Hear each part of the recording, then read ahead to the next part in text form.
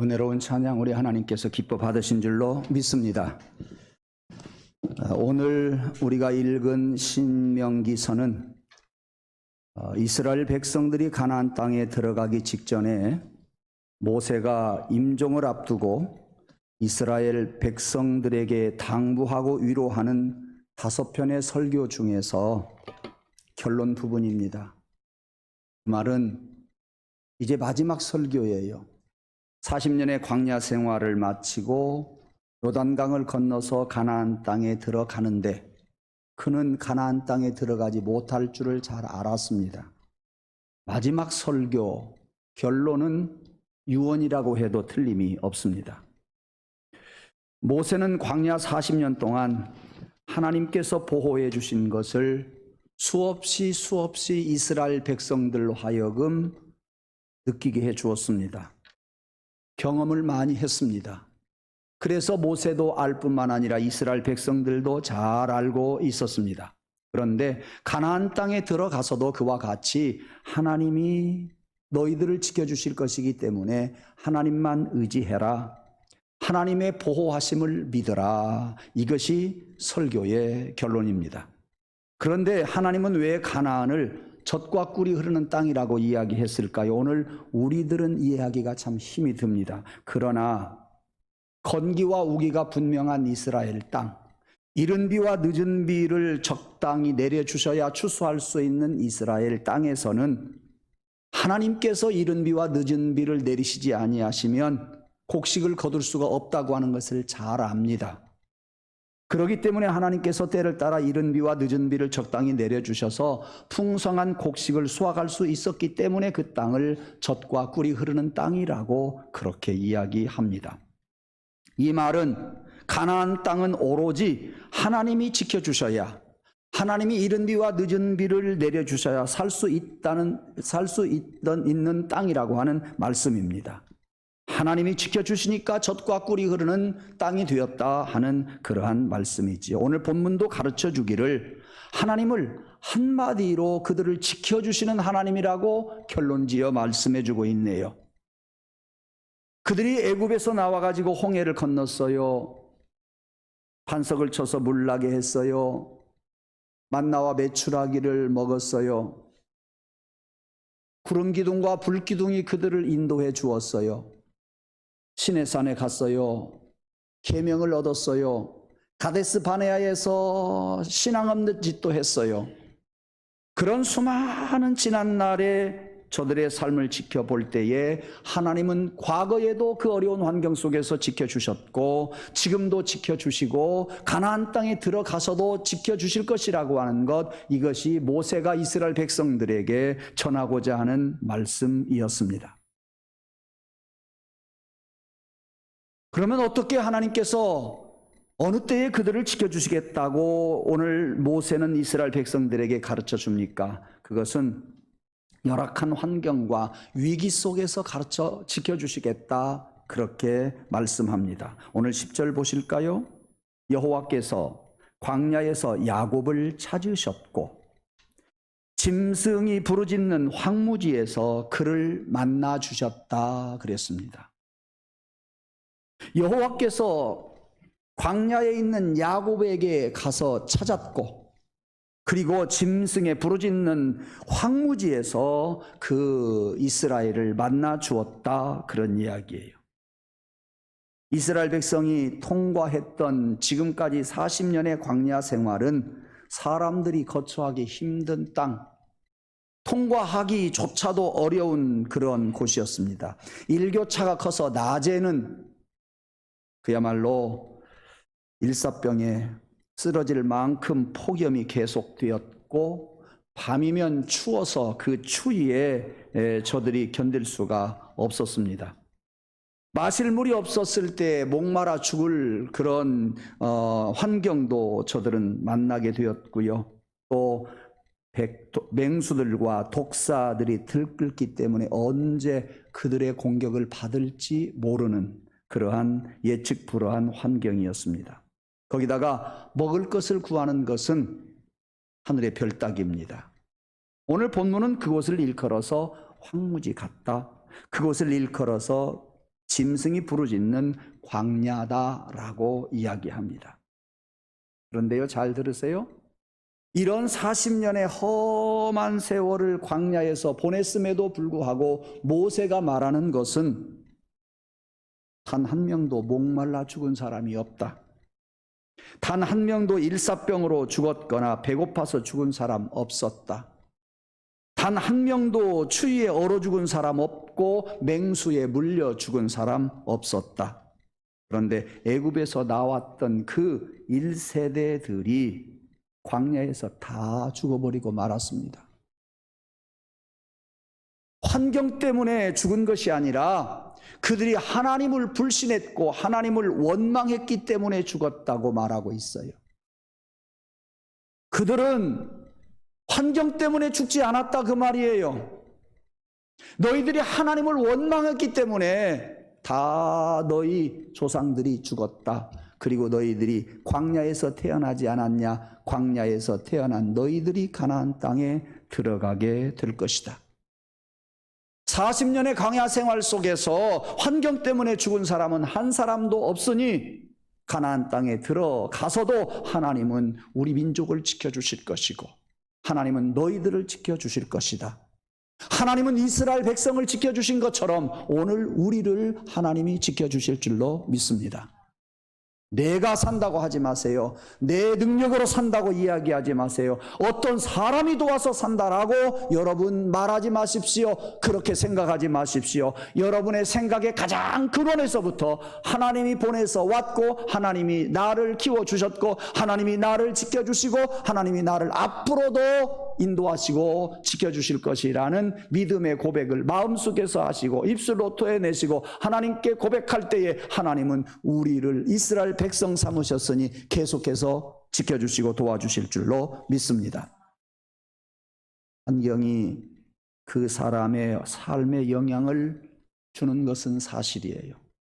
환경 속에서 살기 때문에 우리는 환경의 영향을 받을 수밖에 없어요. 그러나 그것이 절대적인 요인은 아니라는 사실입니다. 작년 4.15 선거 때 민주당이 압승을 하고 좋아했어요. 잘했다고, 성공했다고.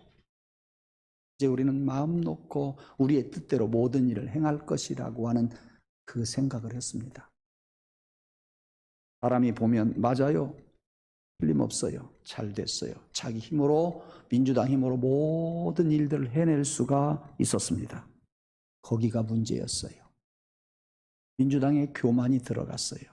너무나 함부로 했어요. 지난번 서울시장, 부산시장 선거 때 민주당은 참패를 당하고 고개를 떨구고 말았습니다. 잘된 것이 잘된 것이냐? 지금 생각해 보면 그 4.15 선거는 민주당에 별 도움이 안 됐다. 그런 결론을 얻어낼 수 있으며 앞으로 겸손하지 아니하면 민주당 또한 어려움을 당하게 될 것이라고 하는 생각은 조금 해볼 수 있습니다. 환경이 좋았는데 환경이 좋아서 타락하거나 잘못되는 경우가 있어요. 왜? 교만해지니까. 환경이 열악한데 어떤 일이 잘 되고 어떤 일이 곧바로 잘 되는 경우가 있어요. 왜? 겸손하니까요. 우리는 열악한 환경을 만났을 때 그것을 탓하고 주님을 떠나버리고 제 갈 길로 가는 안타까운 심령이 있는가 하면 어려운 환경을 만났을 때에 정신 차리고 겸손히 하나님을 바라보고 하나님의 치맛자락 속으로 들어가는 사람, 그 사람은 바로 그 어려움이 복이 되는 전화위복이 될 줄로 믿습니다. 돈을 잘 벌고 성공하고 잘 살게 되었기 때문에 주님을 외면하고 교회를 등지는 사람이 있는가 하면 돈을 잘 벌고 성공하고 잘 되었기 때문에 겸손해서 하나님께 더 가까이 가는 사람이 있으니 여러분은 전자가 되지 말고 후자가 되기를 주님의 이름으로 부탁을 드립니다. 명약관화하게 겸손한 자는 하나님이 일으켜 세워주시고 명약관화하게 교만한 자는 하나님이 꺾으신다고 하는 이 진리를 여러분들이 꼭 기억하시면서 제가 입버릇처럼 여러분에게 드리는 말씀, 교만하면 하나님도 안 도와주시고 교만하면 사람도 안 도와주더라. 겸손하면 하나님이 도와주시고 겸손하면 사람들도 도와주더라. 이 단순한 진리, 이 명제를 여러분들이 가슴에 품고 하나님 앞에서도 겸손하게, 사람들 앞에서도 겸손하게 살아가면서 하늘의 복과 땅의 복을, 하나님이 주시는 복과 사람들이 주는 복을 받는 저와 여러분이 되기를 간절히 원합니다. 여러분들이 여러분을 지켜주시는 하나님을 만나야 돼요. 그 하나님을 의지해야 된다. 알량난 세상 그 어떤 것 의지하지 말아라 하는 말씀입니다. 17, 18년 전 일입니다. 전라북도 군선교 연합회 주관으로 세미나가 있어서 강사를 서울 소망교회 곽선희 목사, 원로 목사님 되셨지요. 그분을 모시게 되었어요. 어제 설교 준비하면서 검색을 해보니까 그분 나이가 이제 89세입니다. 많지요? 아직 세상을 떠나지 않으셨어요. 비교적 젊어서부터 건강하게 사셨던 그러한 분이지요. 그분은 언제까지인지는 모르지만 은퇴하고서도 한참 후까지 자가운전을 한 사람이에요. 강사로 모셨기 때문에 제가 마중을 나갔어요. 다른 목사님이 나를 전주 고속도로 IC까지 실어다 주었어요. 기다리고 있다가 그분이 운전해 오는 그분을 만나서 그분의 조수석에 제가 탔어요. 왜? 당신이 운전하니까. 그러니까 아침부터 일찍부터 서울에서 전주까지 운전하고 오셨어요. 제가 그분 골탕을 좀 먹이려고 목사님 목사님 볼링 잘하신다면서요. 조금 하지. 얼마큼 하세요? 퍼펙트를 3번 쳤으니까 잘했지 뭐. 네. 목사님 근데 왜 이렇게 나이 들도록 운전하고 다니세요? 그리고 목사님은 과속운전으로 소문났어요. 그래서 딱지도 많이 끊었어. 아니 돈이 아깝잖아요. 세금 좀 내면 어때? 왜 과속을 하세요? 그랬더니 운전을 하면서 빨리 운전할수록 두뇌가 빨리빨리 움직인다 그거예요. 치매 예방을 위해서 빠른 속도로 운전을 한다 그렇게 이야기를 했어요. 그러면 단순히 그것 때문에 목사님 운전하고 계십니까? 운전사 두어서 좀 운전 좀 하시지요. 그랬더니 내가 그 사람을 어떻게 믿나? 이렇게 꼭 이야기했어요. 내가 그 젊은이를 어떻게 믿냐? 예, 그렇게 대답하는 것을 들었고 지금까지 그 목소리가 생생합니다. 그 사람을 어떻게 믿나? 믿을 수 없다 그 말이죠. 여러분이 잘 아는 박정희 대통령이신 영부인 유경수 여사는 철통 같은 경비망을 뚫고 잠입한 문세광에 의해서 저격을 당했어요. 세상을 떠나버리고 말았습니다. 박정희 대통령도 자기가 세운 정보부장의 총탄에 맞아서 세상을 떠나버리고 말았습니다. 여러분, 박정희 대통령의 경우는 가장 신임했던 경호실장이 옆에 있었어요. 비서실장도 있었어요. 그런데 옆에 있던 정보부장이 그를 살해를 해버리고 말았습니다.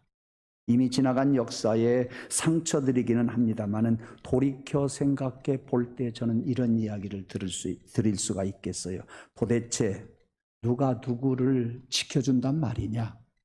누가 누구를 믿을 수 있다는 말이냐?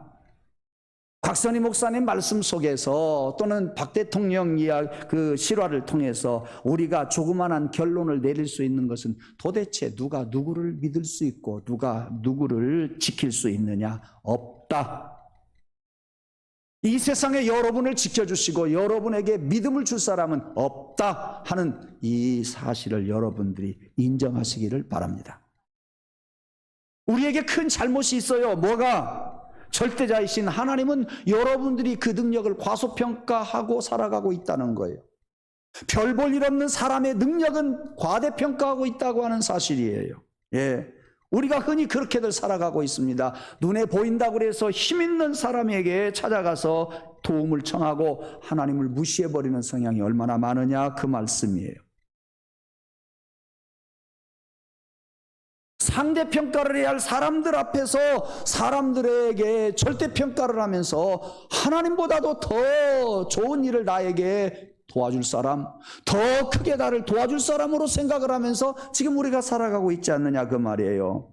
다시 말하면 믿어서는 안 될 사람을 믿고 있고 반드시 믿어야 할 하나님을 못 믿고 산다 그런 이야기입니다. 사람을 의지하려고 할 때에 나를 지키시는 하나님이 여러분의 가슴을 치기를 원합니다. 여러분의 가슴을 하나님이 감동시켜 주시기를 원합니다.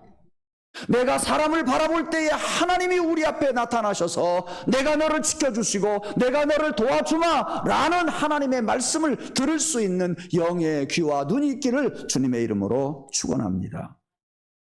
이러한 태도로 우리가 살아가기 때문에 하나님께서는 오늘 본문 신명기 32장 뒤에 39절에 가서 보면 무슨 말씀이 있냐? 내가 죽이기도 하고 살리기도 하며 상하게도 하고 낫게도 하나니 내 손에서 능히 빼앗을 자 없도다 그랬습니다. 우리는 이 말씀을 깊이 묵상해야 합니다. 우리가 철저한 보호를 원한다고 한다면 사람 바라보지 말고 사람 앞에 가지 말고 하나님을 보시기를 원합니다.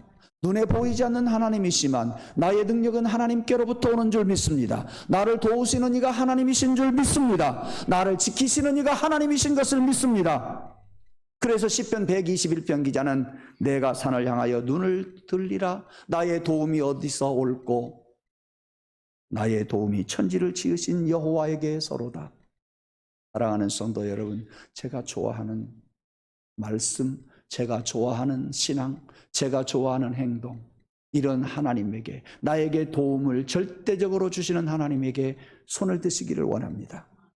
먼저 하나님 앞에 손들고 여러분이 할 일을 하실 수 있기를 원합니다. 나의 도움은 첫 번째부터 100번째까지 하나님의 도우심이 있어야 됩니다 라고 여러분이 고백하면서 신앙이 성숙하고, 신앙이 성숙하면서 하나님이 더 보이고 하나님의 음성이 더 들려지고, 더 보이는 하나님, 더 들려지는 하나님의 음성을 갖고 살아가면서 능력 있게 살아가고 사람들 의지하지 않고 살아가는 저와 여러분이 되기를 간절히 원합니다.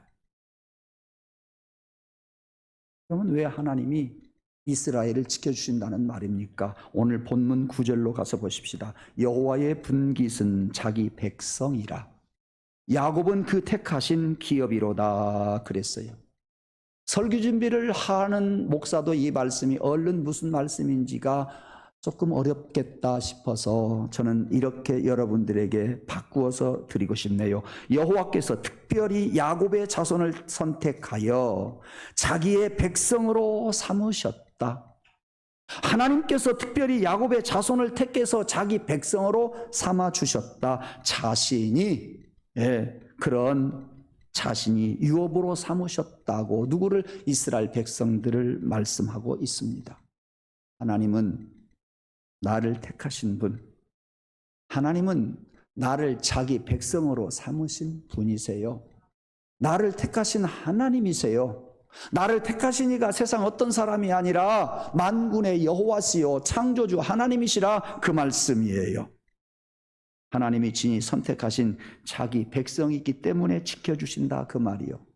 다시 말합니다. 그 누구도 하나님에게 이스라엘 백성을 선택해 달라고 부탁하지 않았어요. 이스라엘 백성들도 우리를 하나님 선택해 주세요 라고 말하지 않았어요. 하나님 스스로 선택하셨습니다. 그것은 이스라엘의 의도와는 상관없이 일방적으로 선택해 주었고, 오늘 우리도 하나님이 선택해서 예정 속에서 이 땅에 우리를 보내주셔서 왔고, 하나님의 택한 백성이 되어서 우리가 예수 믿고 지금 살아가고 있으니, 그 하나님에게서 온 우리들이 하나님에게서 떠나서 우리가 무슨 일을 한다 그 말이에요. 아무 일도 할 수가 없다 그 말이에요. 하나님이 도와주셔야 된다 그 말이에요. 이스라엘 백성들에게 이른 비와 느른 비를 내려주셔서 풍성한 수확을 하게 하신 것처럼 하나님이 아니면 우리는 아무것도 할 수 없다고 하는 사실을 우리는 고백할 수 있어야 돼요. 그것이 얼른 이해가 안 되거든. 이런 예를 하나 들어보죠. 여러분들이 자녀를 낳아 기릅니다. 자녀를 낳아 기를 때에 부모들은 그를 지켜줍니다. 그를 가르칩니다. 그에게 먹을 걸 줍니다. 그에게 옷을 입혀줍니다. 어디를 가든지 부모의 그늘 아래서, 부모의 날개 아래서 살아가고 있습니다. 부모의 가슴 속에는 항상 자식으로 가득 채워져 있습니다. 그것을 아는 사람은 이것이 하나님의 마음이구나, 이것이 하나님이 나를 지키시는 모양이구나, 이스라엘 백성들을 스스로 택하셔서 이스라엘 백성들을 지키시는 그 하나님이 나도 하나님이 스스로 택해 주셔서 택한 백성이 되어서 내가 하나님께로부터 지킴을 받고 있고 보호를 받고 있다고 하는 사실이 여러분의 가슴 속에서 울려지기를 원하고, 여러분의 입술에 토해지기를 원하고, 그것을 하나님께 찬송으로 돌리시기를 주님의 이름으로 축원합니다. 고백하고 찬송하고 기도할 때 더 큰 하나님의 은혜가 우리에게 임하고 하나님이 나를 지켜주시는 것을 더 느낄 수가 있으며 우리는 성령께서 도와주시는 것을 우리는 맛보면서 성령 안에서 마치 물속에서 수영하는 것처럼 유유자적하면서 우리는 살아가게 될 줄로 믿습니다. 하나님이 일방적으로 택해 주셨다. 하나님이 일방적으로 택해서 우리를 지켜주고 계신다. 지난날도 지켜주셨지만 앞으로도 지켜주신다. 이것이 저와 여러분의 믿음이기를 주님의 이름으로 축원합니다. 그러면 어떻게 지켜주시느냐? 오늘 10절 말씀입니다. 만나시고 호위하시고 보호하시며 자기 눈동자같이 지키셨도다 그랬어요. 만나시고 호위하시며 보호하시며 자기 눈동자같이 지키셨도다. 세 가지가 나오네요. 만나신다는 이야기는 멀리 있지 않고 내가 너희들 가까이 있겠다 말씀이요. 호위하시며 보호하시며 라는 말은 전폭적으로 호위하시고 보호하시고 지켜주시겠다는 이야기입니다. 눈동자같이 지켜주시겠다 하는 말씀이 있습니다. 이것은 완벽하게 지켜주시겠다고 하는 의미입니다. 저는 오늘 이 세 가지 중에서 세 번째, 하나님이 우리를 당신의 눈동자같이 지켜주신다고, 완벽하게 지켜주신다고 하는 말씀을 통해서 한 번 더 은혜를 나누고자 생각을 합니다. 여러분, 불이 납니다. 활활 타오르고 있을 때에 많은 모든 사람들은 거기에서 빠져나가려고 아우성일 겁니다. 다 빠져나가는데 못 빠져나가는 사람이 있어요. 그게 누구일까요? 앞을 보지 못하는 소경이에요. 이리 가려다가 부딪히고 저리 가려다가 막히고 이리도 저리도 못 가고 빠져나가지 못하는 사람이 바로 소경입니다. 그렇게 생각해 볼 때 소경이 제일 불쌍해요. 예. 이렇게 볼 때에 우리 신체 중에서 눈이 제일 중요하다고, 그렇게 보면 제일 중요하다고 이야기할 수 있어요. 그런가 하면 눈은 가장 쉽게 다칠 수 있어요. 조금만 피곤해도 눈에 표시가 나요. 다시 말하면 제일 약한 부위가 눈이라고 하는 이야기예요. 따라서 눈동자는 최우선적으로 아껴야 할 신체예요. 눈동자는요, 아주 조심스럽게 보호해야 할 것이에요. 예. 그런데 하나님이 이런 눈동자와 같이 우리를 지켜주신다고 하는 말씀입니다. 사람의 눈에는 30만 개의 회로가 있대요. 그리고 1억만 개의 신경세포가 있어요. 그 정도는 있어야 거리도 빨리빨리 우리가 판단을 합니다. 광도도 빨리빨리 느낄 수가 있습니다. 색상을 바라보면서 그 색상이 어떠한 색상인가 하는 것을 우리가 많이 느낄 수 있어요. 그런데 제가 볼 때요, 남성들에 비해서 여성들이 신경세포가 더 많은 것 같아요.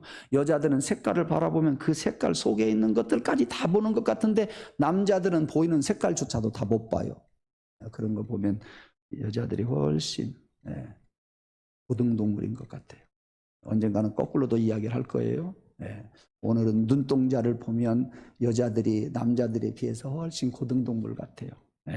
꽃 하나만 봐도 여자들은요, 저 꽃 속에서 말하는 소리를 듣는 것 같아요. 보니까 제가 항상 그 이야기예요. 남자들은 저 꽃이 있구나, 꽃이 있구나 하고 끝내요. 제가 꽃이 얼마나 이뻐서 이거 갖다 놓은지 아세요? 아침에 와서 이거 신경 좀 썼어요. 여러분들 보시기에 좋으라고 해놨어요. 그냥. 저는 남자거든요.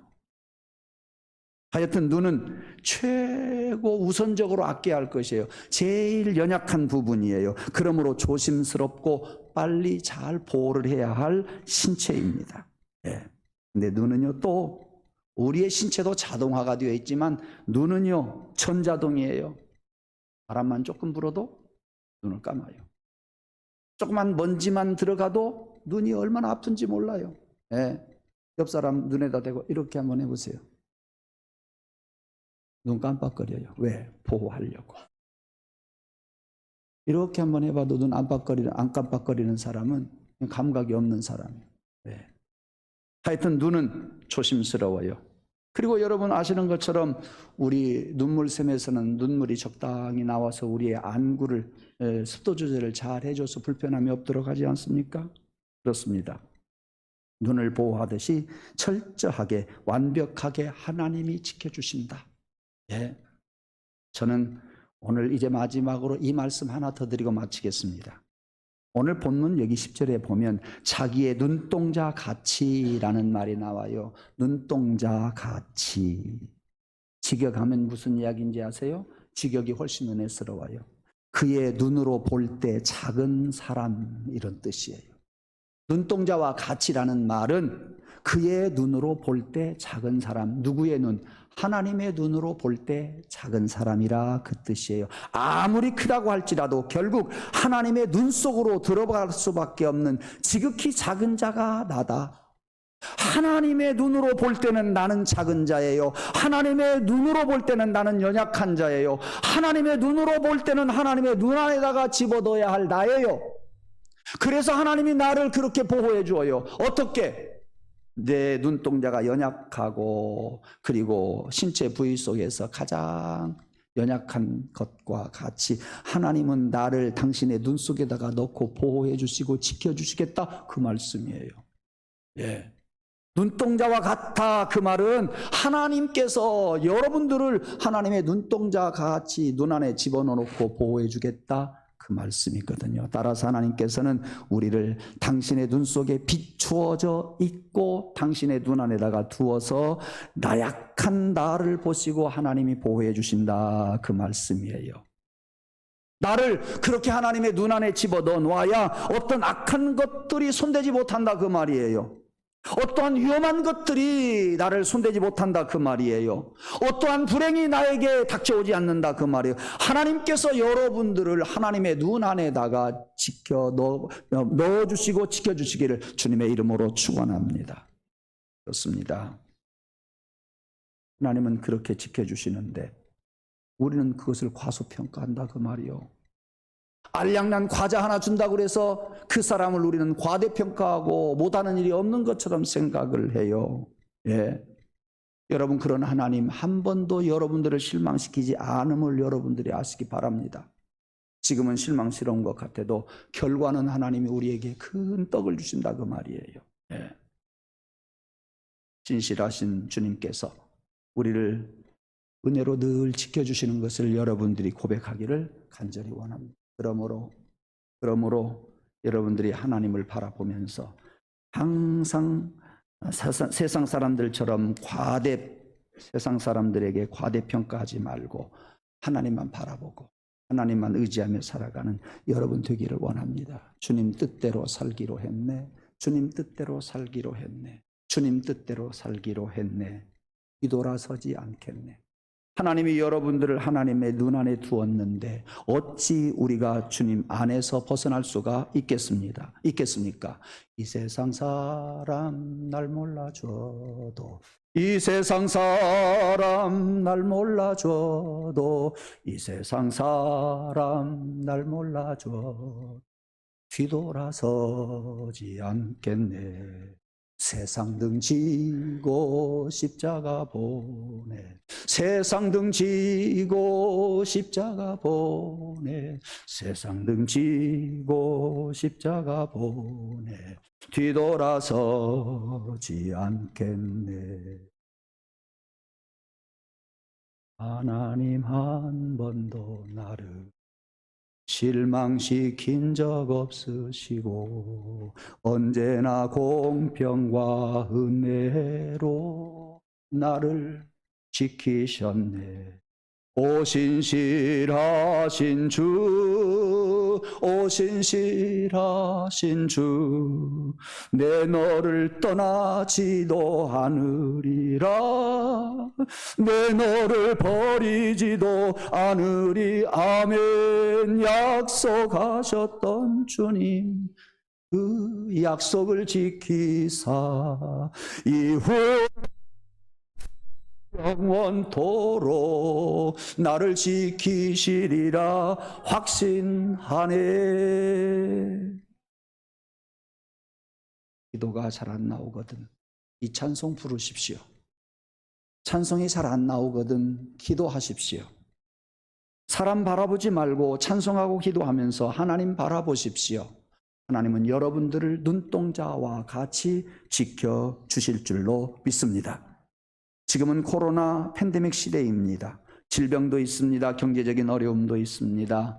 이 코로나 때문에 인간관계도 많이 힘들어져 가고 있습니다. 광야 같은 고난의 길을 우리는 걷고 있고 황폐한 길을 걷고 있습니다. 그럴지라도 하나님께서는 믿음으로 사는 하나님의 자녀들을 눈동자와 같이, 오늘 또 예배당에 찾아와서 예배하는 여러분들을 눈동자와 같이 지켜주시겠다고 약속해 주시고 확인해 주시고 계속해서 우리를 지켜주실 줄로 믿습니다. 우리의 아버지 되시는 하나님의 눈에는 하나님의 자녀만 보이실 것입니다. 하나님의 백성들을 하나님은 하나님의 눈 안에 두시고 지켜 보호해 주실 줄로 믿습니다. 여러분이 하나님에게서는 최우선의 보호자가 됩니다. 여러분이 하나님에게서는 가장 연약한 사람이 되어서 눈동자와 같이 지켜주실 줄로 믿습니다. 사랑하는 성도 여러분, 알량난 세상 사람 의지하지 말고, 알량난 세상 것 의지하지 말고, 세상 것은 없다고 할지라도, 의지할 수 있는 사람은 없다고 할지라도 두 손 들고 하나님 앞에 나아가기를 원합니다. 왜? 하나님이 우리를 이미 선택해 주셨으니, 하나님이 우리를 이스라엘 백성 삼아 주셨으니 우리는 하나님 앞에 손들고 가기만 하면 됩니다. 손들면 하나님이 붙잡아 주실 겁니다. 하나님께 의지하면 하나님이 모든 것을 지켜주실 줄로 믿습니다. 두 손 드십시다. 하나님 앞에 우리 한번 통성으로 기도하도록 하겠습니다. 하나님의 눈앞에서 나는 작은 자입니다. 하나님의 눈앞에서 나는 연약한 자입니다. 하나님, 그래서 내가 하나님 앞에 손듭니다. 하나님이 도와주시지 아니하시면 나는 아무것도 할 수 없음을 고백하면서 기도하오니 나의 기도를 들어주시옵소서. 이 시간 주님 두 번 부르짖고 1분간만 통성으로 기도합니다. 주여, 눈동자같이 지키시고 주의 날개 그늘 아래에 감추어 주시는 하나님 앞에서 나는 당신의 눈 속에 있는 지극히 작은 자요 지극히 연약한 자임을 고백하면서 두 손 들었습니다. 하나님, 내 손 잡아 주옵소서. 나를 지켜 주시옵소서. 나의 갈 길을 인도해 주시기를 간절히 원합니다. 내 힘으로도 다른 사람의 힘으로도 나의 능력으로 세상의 어떤 것으로 나는 아무것도 할 수 없음을 고백하면서 아버지의 품 안에 가고 또 당신의 눈 안에 들어가서 보호를 받기를 원하오니 우리를 도와 주시옵소서. 예수님의 이름으로 간절히 기원하옵나이다. 아멘.